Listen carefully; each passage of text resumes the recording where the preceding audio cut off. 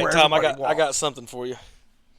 This is, we have sometimes technical difficulties when you go out in ball fields, and we are going from high school to high school, and we're not allowed to use their internets and connect into their equipment and stuff. We have to bring our own and set up 30 minutes before the game goes. There's not a lot of preparation. Well, Major League Baseball doesn't have that excuse. They have preparation time, so they have technical difficulties too, believe it or not.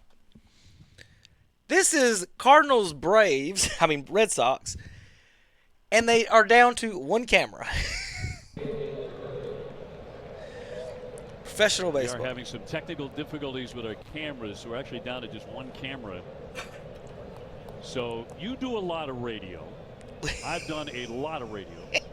So let's do a radio call here. Basically, what we're down to is the first pitch is in there for. And look where the camera's at. It's in the dugout. It's better for everybody, let's be honest. You said that. My mother would never agree, neither would yours, but I think everybody else would. And Durandek's base is empty and one down, and the pitch. That's going to hit him. Yeah, sure did. Durbin got hit by. Hey, we've done way better broadcasting than this. Legion, baseball, basketball, football. We got it. We got you. That's good. They should have just gone along with it and just been like, hey, we got our special dugout cam we're going to focus on today.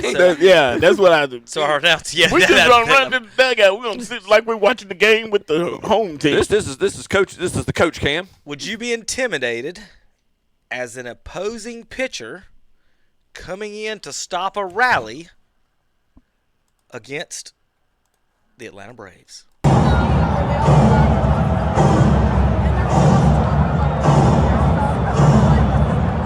Opposing pitcher coming in. Spotlight is on you.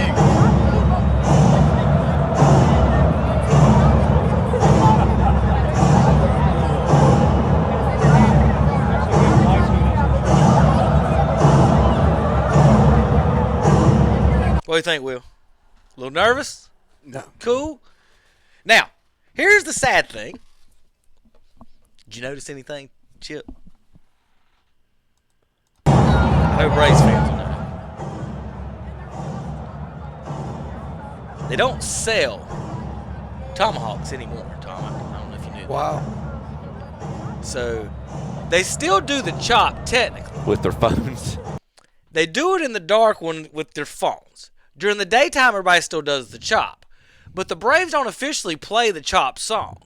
They just play the drums for a minute. They won't even play the dun. They won't play the whole the horns and all that. They'll just play the beat, and then the fans do the oh. So they do it, but they don't do it. You know what I'm saying? They've got a tomahawk. And look at that! Right, they got it always digitally. They got it on the TVs. They got it, but they won't do it physically. You can't bring a tomahawk in or own a tomahawk. That makes it so much better. They can't be accused of making money. Yes, they can. Look, there's one up there. Look at right field. Look at right field. Look above the right field stands when it pans over. I mean. Oh, okay. Well, it's So, I thought it was a cool, just to talk about the opposing pitcher. I don't think that's like intimidating. If I'm spotlight right there, see, look up above the stands. They're in front of that building. Right there. Yes, See it moving? It's actually like 5 of them. Yeah, right. So, but if I'm an opposing pitcher, I'm like, this is kind of like a home game. I'm getting introduced and getting spotlight. It took me a minute to figure out that it was the opposing pitcher. Right. Here's a change. It's like I'm getting chanted for. Here's something you can change as a hitter out there. Look at how you hold your bats. It makes a difference. I've been following this guy, and he's talking about some of the players are changing the way they hold their thumbs, and the way they've done this is changing the way they're hitting. Jordan Walker is leading the league in home runs now this year batting 314 through 51 at bats, and it's showing how he changed his position of holding the bat with his thumb, which is causing different muscles in your arms to activate based on which way you hold your thumb and around the bat. So you pull that up? Getting more muscles. Oh, sorry. No, you're good. Thank you, sir. Here it is. So he went from guiding it like some golfers might do up the shaft to straight wrapping it on the bottom. Huh. And so if you know anything about it, it's saying he started holding the bat with his abductor pollicis MT2 instead of his flexor pollicis longus. Will, did you get that? Basically, it looks like Say it again. He started holding the bat with a subductor pollicis instead of his flexor pollicis. It almost looks like instead of him having it wrapped, it's sitting more in his palm. It's sitting more kind of in the middle of his palm. He's got it sitting more kind of towards the pad and the connected to the palm and the fingers. Here's a story that moved it forward in his hand. Make you sad. All right. Last row of Busch Stadium in St. Louis. There's a picture of a bird on a tooth sticker on one of the seats. And of course, this person posts about what it is, who's it for. Then they come by, ask Usher what it was for, and the Usher come by and removed it. Now, says it wasn't supposed to be there, blah, blah, blah. Here's why it was there. Dr. Schlater, I guess that's right, Schluter, was a beloved dentist in the St. Louis area and dedicated Cardinals fan. He held tickets in section 445, row 11, seat 22 for decades.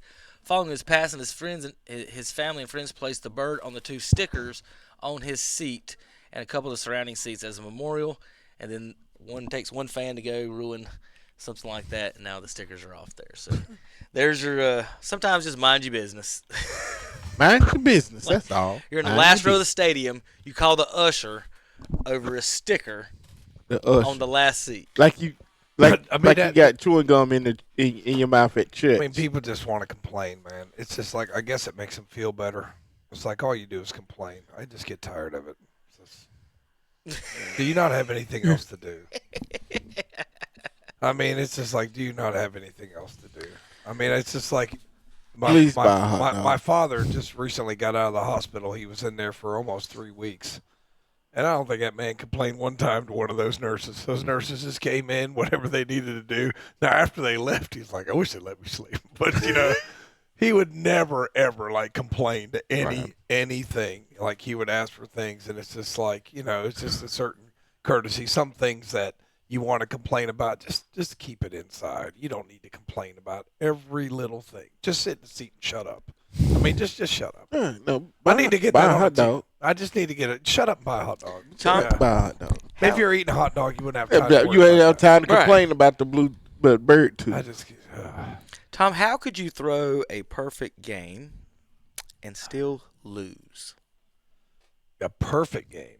Mm-hmm. You walk through and run in. That's not a perfect game. Not a perfect game. Walk making a no hitter. How can you throw a perfect game and still lose? 1-0. What an error! Major League Baseball. An error would mess up your perfect game, right? Correct. Strike out. The catcher doesn't catch the ball. The base runner makes it to first and runs around and scores. It's not a perfect game. It's not a perfect game. Okay. Then it can't be done. Then You forfeit. Major League Baseball. You throw a perfect game through 9. You enter the 10th. Ghost runner gets put on second base. You go 3 straight pop-ups. Sacrifice. Run scores. You strike out the third guy. You threw a perfect game today, and you got beat 1-0 because of a ghost runner. That's messed up. That's messed up. True. Major League Baseball and their ghost runners. Nobody pitches 10 innings anymore, Kevin. I know that. They come out after 5. But you can now throw a perfect game. Jack Morris in the 91 series, right? I think that he pitched 10 innings. Yeah, People don't he pitch did. 10, yeah. He did.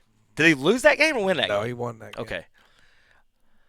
That's the last guy I can remember pitching 10 innings. I'm sure somebody else has done it, but since 91, but I know Jack Morris did 10 innings. All right, we got to take a break. When we come back, we got NFL Draft and Masters to talk about here at ktcbroadcasting.com.